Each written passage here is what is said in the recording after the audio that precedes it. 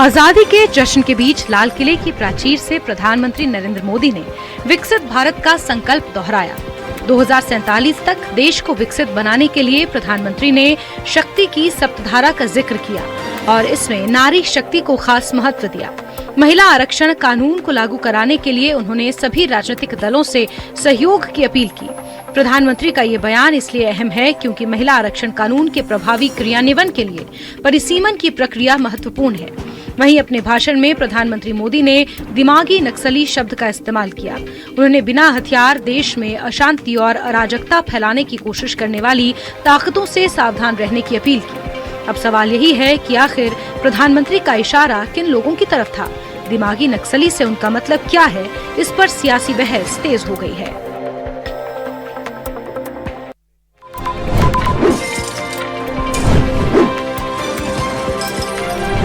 दिल्ली के छत्रसाल स्टेडियम में 80वें स्वतंत्रता दिवस का भव्य समारोह आयोजित किया गया।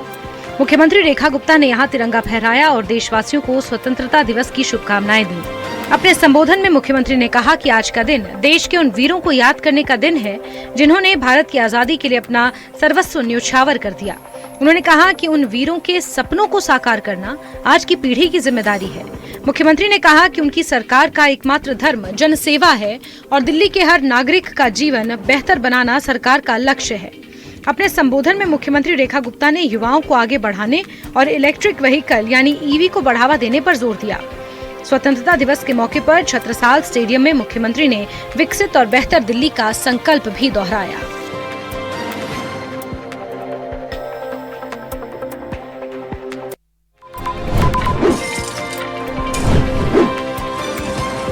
स्वतंत्रता दिवस के मौके पर श्रीनगर के बख्शी स्टेडियम में भव्य कार्यक्रम आयोजित किया गया। जम्मू कश्मीर के मुख्यमंत्री उमर अब्दुल्ला ने यहां ध्वजारोहण किया और तोपों की सलामी ली। इस दौरान हेलीकॉप्टर के जरिए स्टेडियम में पुष्प वर्षा की गई। आजादी के जश्न में बड़ी संख्या में लोग शामिल हुए और पूरे स्टेडियम में देशभक्ति का माहौल नजर आया। कार्यक्रम में नेशनल कॉन्फ्रेंस प्रमुख डॉक्टर फारूक अब्दुल्ला, पीडीपी प्रमुख महबूबा मुफ्ती, विधानसभा स्पीकर अब्दुल रहीम राथर, सांसद चौधरी रमजान, मुख्य सचिव अटल ढुल्लू और डीजीपी नलिन प्रभात समेत कई वरिष्ठ अधिकारी मौजूद रहे। हजारों लोगों की मौजूदगी ने कार्यक्रम की भव्यता को और बढ़ा दिया। बख्शी स्टेडियम में तिरंगे के साथ आजादी का ये जश्न जम्मू कश्मीर में राष्ट्रीय गौरव और उत्साह की तस्वीर पेश करता नजर आया।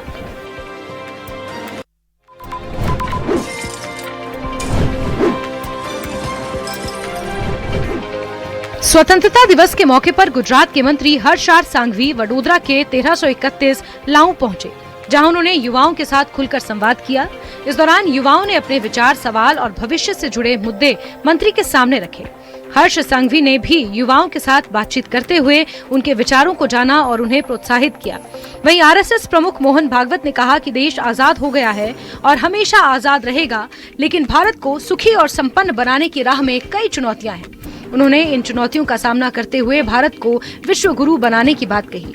उधर दिल्ली में रक्षा मंत्री राजनाथ सिंह ने अपने आवास पर तिरंगा फहराया और देशवासियों को स्वतंत्रता दिवस की शुभकामनाएं दी। देश भर में आजादी के जश्न के बीच राष्ट्र निर्माण और मजबूत भारत का संदेश भी गूंज रहा है।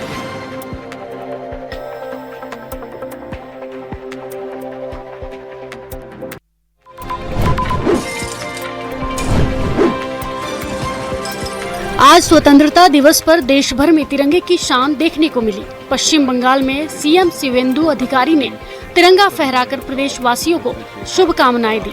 चेन्नई में सीएम विजय ने ध्वजारोहण किया। गोवा में सीएम प्रमोद सावंत ने राष्ट्रीय ध्वज फहराया। दिल्ली में केंद्रीय मंत्री जी किशन रेड्डी ने अपने आवास पर तिरंगा फहराते हुए कहा कि 80 वर्षों में देश ने विकास की राह पर तेजी से प्रगति की है। असम के सीएम हेमंता बिस्वा शर्मा ने भी तिरंगा फहराकर प्रदेशवासियों को शुभकामनाएं दी।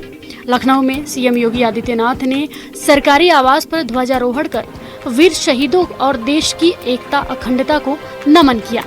देहरादून में सीएम पुष्कर सिंह धामी ने आवास पर तिरंगा फहराया। बीकानेर में सीएम भजनलाल शर्मा ने राज्य स्तरीय समारोह में ध्वजारोहण किया। भोपाल में सीएम मोहन यादव और रायपुर में सीएम विष्णुदेव साय ने आजादी का जश्न मनाया। वहीं पटना के गांधी मैदान में पहली बार सीएम सम्राट चौधरी ने तिरंगा फहराया और 2030 से पहले बिहार में 1 करोड़ नौकरी और रोजगार देने का संकल्प दोहराया।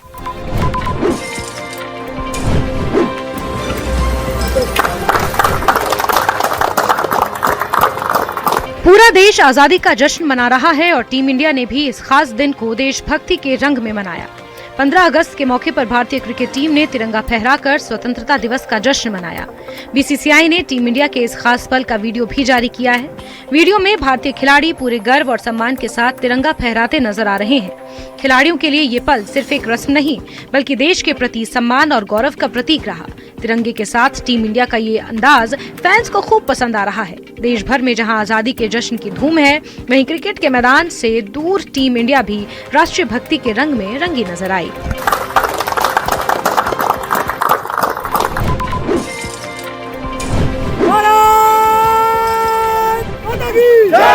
स्वतंत्रता दिवस पर जम्मू कश्मीर से देशभक्ति की शानदार तस्वीर सामने आई है। जम्मू कश्मीर पुलिस की माउंटेनियरिंग रेस्क्यू टीम ने करीब 17,000 फीट की ऊंचाई पर स्थित श्री अमरनाथ जी की ऊंची चोटियों पर तिरंगा फहराया। टीम ने प्रमुख गणेश टॉप पर भी राष्ट्रीय ध्वज फहराकर देश के प्रति अपने सम्मान और समर्पण का परिचय दिया। बेहद कठिन पहाड़ी रास्तों और खराब मौसम के बीच जवानों ने इस अभियान को पूरा किया। इतनी ऊंचाई पर लहराता तिरंगा जवानों के अदम्य साहस, हौसले और राष्ट्रीय गौरव का प्रतीक बन गया। श्री अमरनाथ जी की पवित्र पहाड़ियों के बीच तिरंगे का ये नजारा देश की एकता, जज्बे और मजबूती का संदेश देता नजर आया। स्वतंत्रता दिवस पर जम्मू कश्मीर पुलिस की माउंटेनियरिंग रेस्क्यू टीम का ये प्रयास निश्चित तौर पर प्रेरणादायक और यादगार रहा।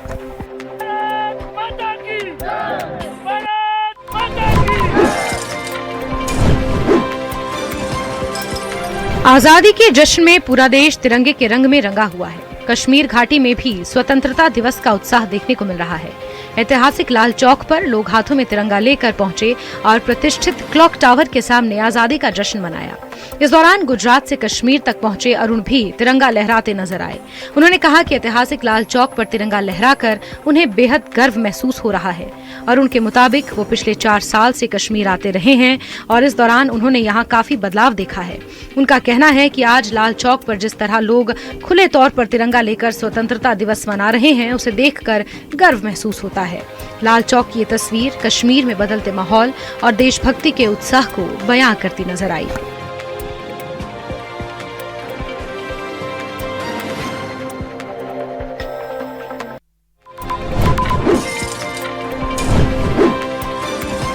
जम्मू कश्मीर में 80वें स्वतंत्रता दिवस का जश्न पूरे उत्साह के साथ मनाया जा रहा है। आजादी के इस खास मौके पर हर घर तिरंगा अभियान के तहत खास कार्यक्रम आयोजित किया गया। इसी कड़ी में नेशनल स्कूल ऑफ ड्रामा यानी एनएसडी के छात्रों ने वतन के रंग कश्मीर के संग की शानदार प्रस्तुति दी। कलाकारों ने अपनी प्रस्तुति के जरिए देशभक्ति, एकता और कश्मीर की सांस्कृतिक खूबसूरती को सामने रखा। कार्यक्रम के दौरान तिरंगे के रंग में रंगा माहौल नजर आया और लोगों में भी खासा उत्साह देखने को मिला। एनएसडी के छात्रों की इस प्रस्तुति ने स्वतंत्रता दिवस के जश्न में कला और राष्ट्रभक्ति का अनोखा रंग भर दिया। कश्मीर की धरती से दिया गया ये संदेश देश की एकता और अखंडता की भावना को और मजबूत करता नजर आया।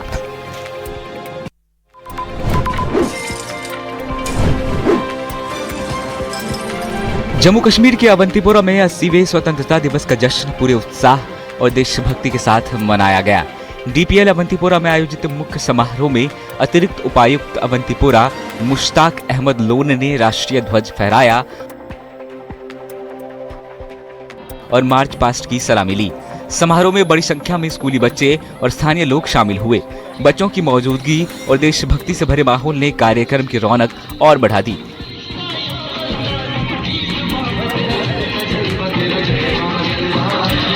तिरंगे की शान और मार्च पास्ट के बीच पूरा डीपीएल परिसर राष्ट्रभक्ति के रंग में रंगा नजर आया। स्थानीय लोगों ने भी पूरे उत्साह के साथ स्वतंत्रता दिवस समारोह में हिस्सा लिया। अवंतीपोरा में आयोजित ये कार्यक्रम आजादी के जश्न के साथ देश की एकता, गौरव और राष्ट्र प्रेम की भावना को भी प्रदर्शित करता नजर आया।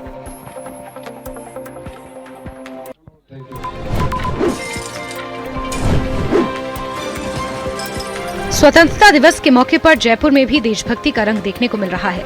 आजादी का जश्न मनाने के लिए बड़ी संख्या में लोग सड़कों पर निकल रहे हैं। खासकर युवाओं में खासा उत्साह नजर आ रहा है।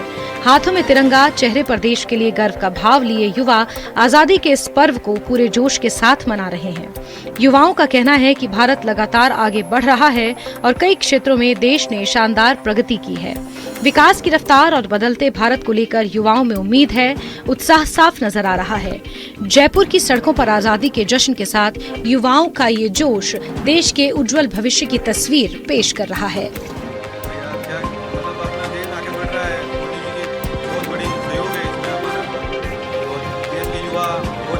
पहले से बहुत ज्यादा।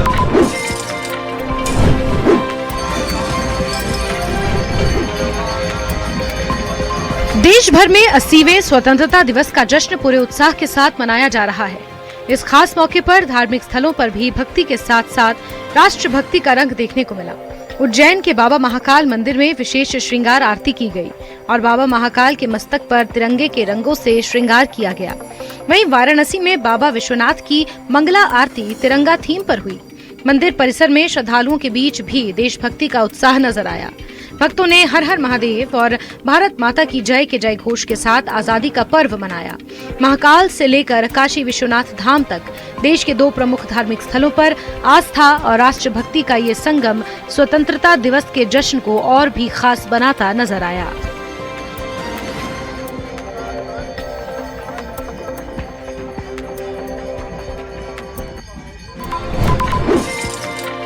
देखिए यहाँ पर आप देखिए 10 महीने की आमिना। आजादी के जश्न के बीच विधानसभा के बाहर देशभक्ति का एक बेहद प्यारा रंग देखने को मिला। महज 10 महीने की नन्ही अबीना तिरंगे के रंग में सजी अपने पापा के साथ सड़क पर नजर आई। सिर पर तिरंगा दुपट्टा और गालों पर ट्राई कलर लगाए अबीना को शायद आजादी के इस जश्न का मतलब नहीं पता, लेकिन आसपास जुटे लोगों की मुस्कुराहट और प्यार उसे खूब भा रहा है। आम लोगों से लेकर जेनजी तक हर कोई अबीना की तस्वीर लेता नजर आया और उसे देखकर जय हिंद के नारे लगाए। अबीना के मम्मी पापा से भी बातचीत की गई। वहीं विधानसभा के बाहर हाथों में तिरंगा लिए युवाओं से भी बात हुई। युवाओं ने स्वतंत्रता दिवस पर गर्व जताया और प्रधानमंत्री नरेंद्र मोदी की तारीफ करते हुए देश के विकास और भविष्य को लेकर अपना उत्साह जाहिर किया।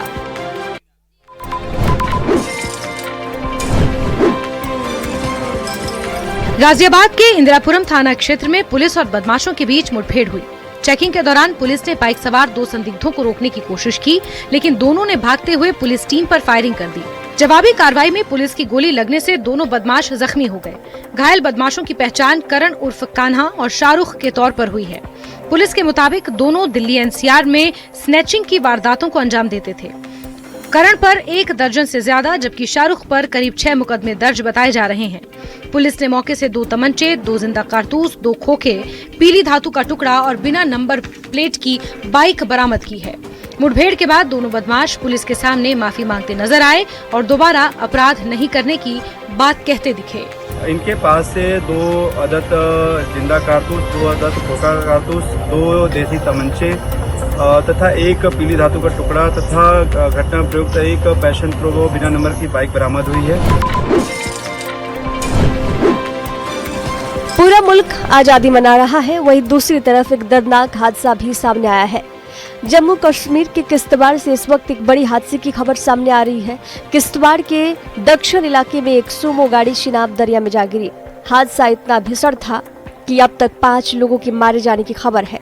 घटना की जानकारी मिलते ही राहत और बचाव टीम मौके पर पहुंची और रेस्क्यू ऑपरेशन शुरू किया गया। चिनाब के तेज बहाव और दुर्गम इलाके की वजह से बचाव अभियान में भी चुनौतियां सामने आ रही है। फिलहाल राहत और बचाव का काम जारी है और प्रशासन की टीमें मौके पर मौजूद है। हादसे के बाद इलाके में अफरा तफरी का माहौल है। हादसा कैसे हुआ और गाड़ी में कुल कितने लोग सवार थे, इसकी जानकारी जुटाई जा रही है। मौतों का आंकड़ा बढ़ने की भी आशंका जताई जा रही है।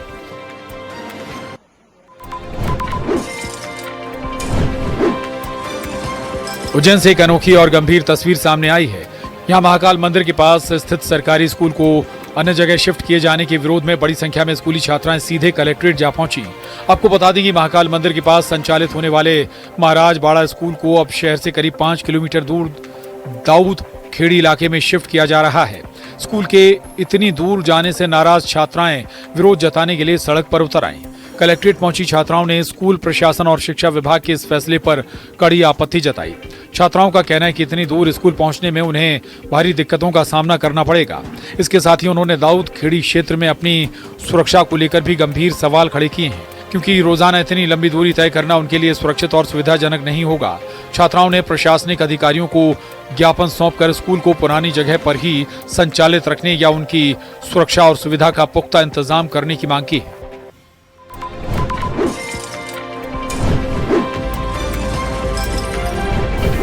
सिवनी जिले से चोरी का चौंकाने वाला मामला सामने आया है। यहाँ छपारा थाना क्षेत्र में सुपरमार्केट को चोरों ने निशाना बनाकर शटर का ताला तोड़कर अंदर घुस गए। घटना देर रात की, जहाँ नकाबपोश बदमाश दुकान का ताला तोड़कर बेखौफ अंदर दाखिल हुआ।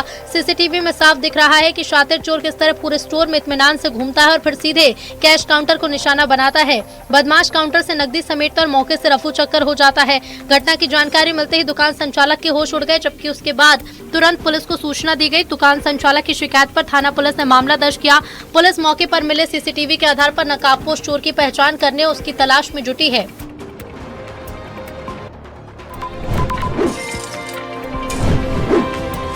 बालोद जिले से डराने वाली तस्वीर सामने आई है, जहां रिहायशी इलाके में अचानक जंगली भालू घुसा है, जिसे देखकर ग्रामीणों में दहशत है। मामला राजहरा वन परिक्षेत्र के अंतर्गत आने वाले खमार टोला का। विशाल भालू अचानक गांव की बस्ती में घुस आया। भालू को गांव की गलियों में खुलेआम बेखौफ घूमते देखा गया। इस दौरान कुछ खौफजदा ग्रामीणों ने मोबाइल कैमरे में भालू की तस्वीरें कैद की, जो अब तेजी से वायरल है। जंगली जानवर के रिहायशी इलाके में घुसने से गाँव में हड़कंप मच गया। लोग घरों में दुबकने को मजबूर हो गए। जानकारी मिलते ही वन विभाग की टीम पहुंची और गांव में पहुंचकर मोर्चा संभाला। वन विभाग की टीम लगातार सर्च अभियान चला रही है और ग्रामीणों से अपील की है कि घरों से बाहर न निकलें और भालू से उचित दूरी भी बनाए रखें। फिलहाल भालू को सुरक्षित जंगल की ओर खदेड़ने की कोशिशें जारी हैं।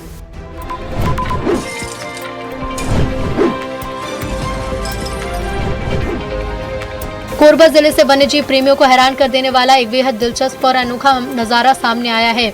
दुर्लभ सफेद रंग का फॉक्स यानी लोमड़ी इंसानों के काफी करीब नजर आई। आमतौर पर इंडियन फॉक्स को बेहद शर्मीला, सतर्क और ऐसा वन्यजीव माना जाता है जो इंसानी बस्ती और लोगों की नजरों से दूर रहना पसंद करता है। कोरबा में इसके बिल्कुल विपरीत नजारा दिखा, जहाँ ये नन्हा सफेद फॉक्स किसी डर के बिना बिल्कुल बेखौफ घूमता दिखा। इस अनोखे और दुर्लभ वन्यजीव को अपने इतने करीब पाकर मौके पर मौजूद लोग हैरान रह गए।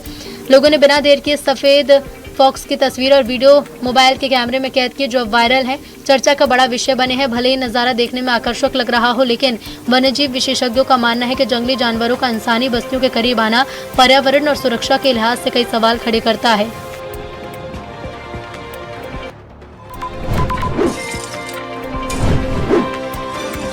ये जो तस्वीरें आप देख रहे हैं, ये नैनीताल काला ढूंढी मार्ग पर हुए भीषण सड़क हादसे की है। खुरपाताल के पास घूमने आए पर्यटकों की थार अचानक बेकाबू हो गई और सड़क किनारे गहरी खाई में जा गिरी। हादसे के बाद मौके पर चीख पुकार मच गई। थार में सवार 5 पर्यटक घायल हो गए, जिन्हें आनन फानन में अस्पताल पहुंचाया गया। घायलों के हालात गंभीर होने के चलते उन्हें हल्द्वानी के हायर सेंटर रेफर किया गया। बताया जा रहा है कि थार में सवार सभी पर्यटक नोएडा और दिल्ली के रहने वाले हैं और नैनीताल घूमने आए थे। फिलहाल हादसे की वजह क्या रही, इसकी जांच की जा रही है। पहाड़ी रास्ते पर हुए इस हादसे ने एक बार फिर तेज रफ्तार और लापरवाही से ड्राइविंग को लेकर सवाल खड़े कर दिए हैं।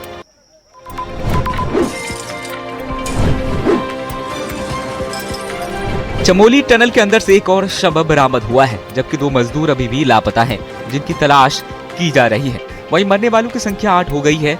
एनडीआरएफ, एसडीआरएफ की टीमें लगातार सर्च ऑपरेशन चला रही है, लेकिन टनल के अंदर भारी मात्रा में मलबा होने से दिक्कतें हो रही है। वहीं सीएम धामी ने कहा है कि इस घटना की मजिस्ट्रियल जांच भी बैठा दी गई है और हादसे की क्या वजह रही उसको भी देखा जा रहा है। राज्य में रह रहे हर व्यक्ति की जान की सुरक्षा करना सरकार की प्राथमिकता में है। आपको बता दें कि गुरुवार शाम 7 बजे टनल के अंदर मलबा आने से कई लोग फंस गए थे और अब तक 8 लोगों की मौत हो चुकी है, जबकि कई मजदूरों का रेस्क्यू किया गया है।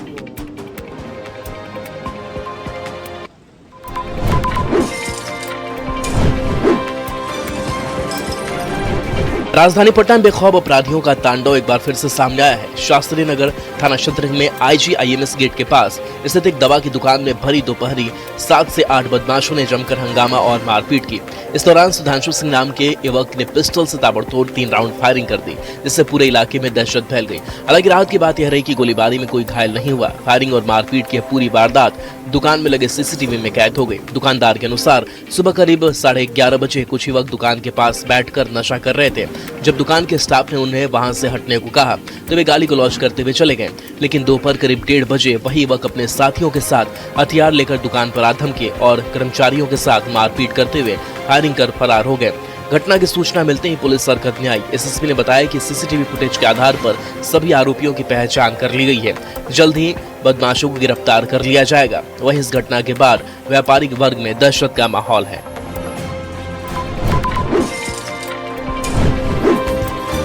दूर तक फैली ठंडे पानी की झील, चारों तरफ घने और हरे भरे जंगलों का फैलाव, पक्षियों की मीठी चहचहाहट और कुदरत की गोद में सुकून के पल बिताने के लिए बने खूबसूरत कॉटेज। अगर आप भी प्रकृति के इन हसीन नज़ारों का लुत्फ उठाना चाहते हैं तो अब आपको किसी दूर या महंगे हिल स्टेशन जाने की जरूरत नहीं है, बल्कि बेतिया के बेरैया प्रखंड के वाइल्ड लाइफ सेंचुरी चले जाइए, जो कि इस समय सैलानियों की पहली पसंद बनी हुई है। करीब 850 हेक्टेयर में फैला ये जंगल प्राकृतिक खूबसूरती का अद्भुत खजाना समेटे हुए है। रोजाना औसतन 1000 से अधिक पर्यटक पहुंच रहे हैं। यहाँ आने वाले सैलानियों को सियार, लोमड़ी, जंगली सुअर, हिरन और सारस समेत सैकड़ों प्रजातियों के परिंदों को बेहतर करीब से देखने का रोमांचक अनुभव मिलता है। जंगल के बीचों बीच एक आधुनिक इंटरप्रिटेशन सेंटर बनाया गया है। इसके अलावा ठंडे पानी की झील में मोटर बोटिंग, बच्चों के लिए children park, bird view point, लजीज व्यंजनों वाले कैंटीन और जंगल भ्रमण के लिए ईवी कार्ट, मिनी सफारी की बेहतरीन सुविधा मौजूद है।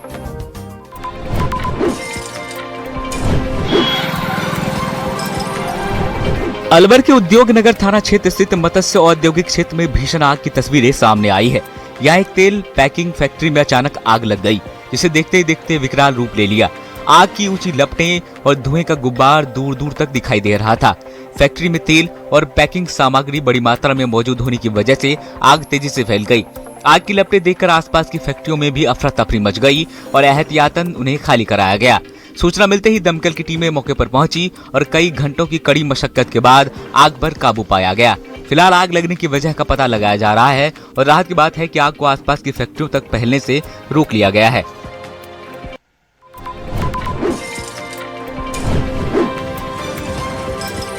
सहारनपुर में देहरादून अंबाला हाईवे पर भीषण सड़क हादसा हो गया।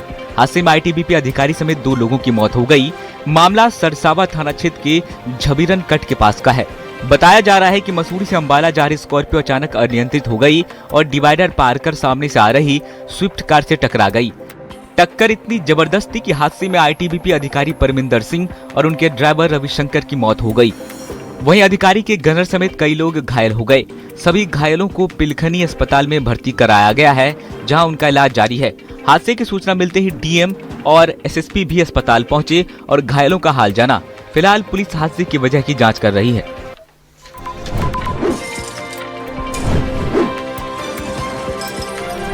पूर्वी दिल्ली के कोंडली मोड़ पर तेज रफ्तार डीटीसी बस ने स्कूटी सवार चाचा और उनकी 8वीं कक्षा में पढ़ने वाली भतीजी कनाया को टक्कर मार दी।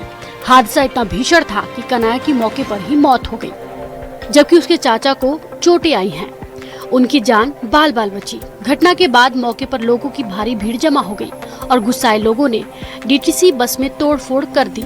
बताया जा रहा है कि हादसे के बाद बस चालक मौके से फरार हो गया। सूचना मिलते ही न्यू अशोक नगर थाना पुलिस मौके पर पहुंची और स्थिति को संभाला।